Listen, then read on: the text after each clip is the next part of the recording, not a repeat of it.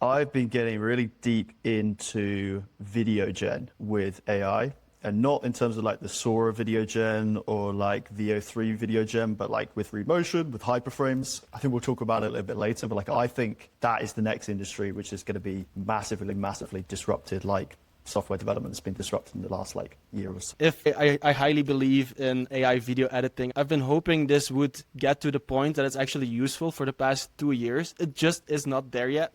We're close, but we're always been close for getting this last 20% gap solved. Where are we now? Yeah, I think it's kind of like where we were, I think, with like GPT 3.5, where you could write code with GPT 3.5, but you have to like be in the editor and be like, hey, can you write me a JavaScript snippet to do this or that? And it gave you this code in line, and then you have to take it over to Visual Studio, where like it could do it, but it wasn't in a nice environment, and it wasn't a way in which, it's into a workflow. Now, obviously, we've got tools like Cursor and Codex, which make it like super easy to write code and write full applications. And I think that's what we're going to see with video editing, is that like it can do it now, but it's like the workflow, the intelligence is there with AI, but the workflow isn't yet there. But it's coming. I think by the end of 2026, we'll see some big changes in terms of video editing. We'll stay on the video editing side because HeyGen is now built into Codex. One click and you can start video editing. Like we discussed that Codex is becoming the everything app, but then there's also people like Matt building their own video editors to find a solution for video editing. Who's going to get there first? Who's going to get first to building the video editor that actually works? I wonder. I haven't used this yet, and I still prefer using the workflows that I'm used to on video editing because I've wasted way too much time trying stuff, never really getting there.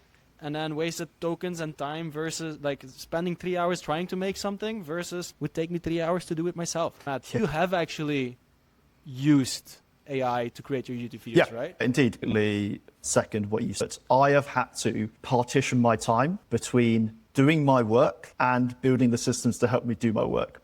And I think that anyone that's semi-technical can see the same sort of thing, that sometimes you get addicted to building the systems rather than using the systems that work to do the work, which then gets you paid or which helps people. So I've now moved to a system where like any change that I want to make, I'll write down in my notes, and then there's a certain amount of time every day or every week where I can make those changes to the system. Because I have been using AI a lot to edit videos. It is not, you cannot edit an entire video. I mean, unless you just want to add subtitles and get rid of ums and ers. If you want to add in like proper motion graphics throughout, AI can do it. You do need to hold its hand all the way through. At the moment, that is 100% going to improve. But yeah, it's very easy to get carried away, not just in video editing, but in anything, building the system rather than actually doing the work, which gets you paid, which helps people, whatever.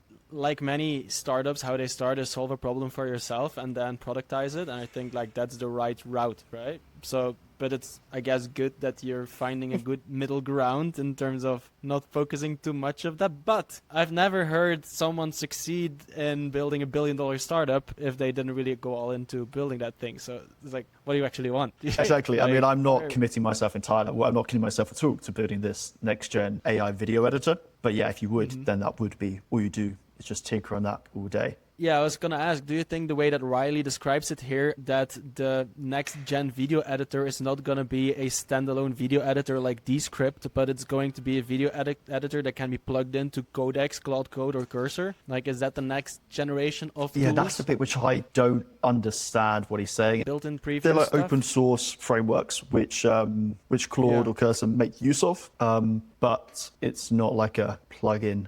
It was interesting what he says further down in that post about that it's still manual, or it's still going to be a manual editor. I think this is the hardest problem to solve actually within this is, well, maybe not the hardest, but one of the hardest is just finding out what the right workflow is for all of the different things that you can edit. Like, how are you starting? Are you starting by feeding in raw video, getting rid of all of the ums and ers, and then going through and like creating all the ideas that you want for like the different scenes, and then it builds it? Or are you starting from scratch, that it's something you're building it rather than by thinking about it? I can share you my workflow if that is any value. Let's talk about it. It's gonna need a lot of iterations and changes and all of these to get to a product that actually is going to be used. As far as the HeyGen and all of these things working within Codex and Claude Code, I think that the UI needs to expand beyond just a chatbot, right?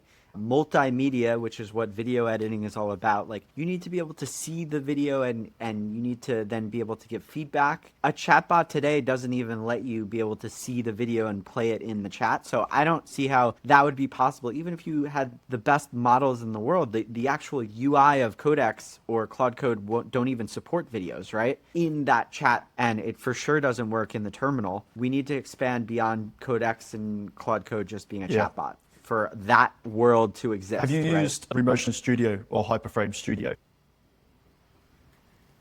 I'm using it right this second. yeah? I have it edit a lot of my like UGC videos. Yeah, I love Remotion. It's good. And I think like having the NAI chatbot within the actual studio itself, so you can like reference in the same way that like you can in like Cursor, you can select an element and say, oh yeah, this bit, make the text smaller or whatever. Having that level of integration is where it needs to be. And also like having a slide out bar with all of your like pre-made assets. You can say, hey, use this, so you don't have to prompt it from start again, and therefore it doesn't mess something up. I think it's the little things like that, which aren't technically to implement. It's just a usability in terms of like, what's the workflow? What's the problem? How do you solve it? How do you make it easy to use? How do you make sure that humans can do the things which humans do much better and quicker than AI, but AI fills in those gaps? That's the really interesting part, because we're not limited by technology. We're limited kind of by like, how do you best solve this problem? How are people using it? Where do things need to be? That's what I find interesting.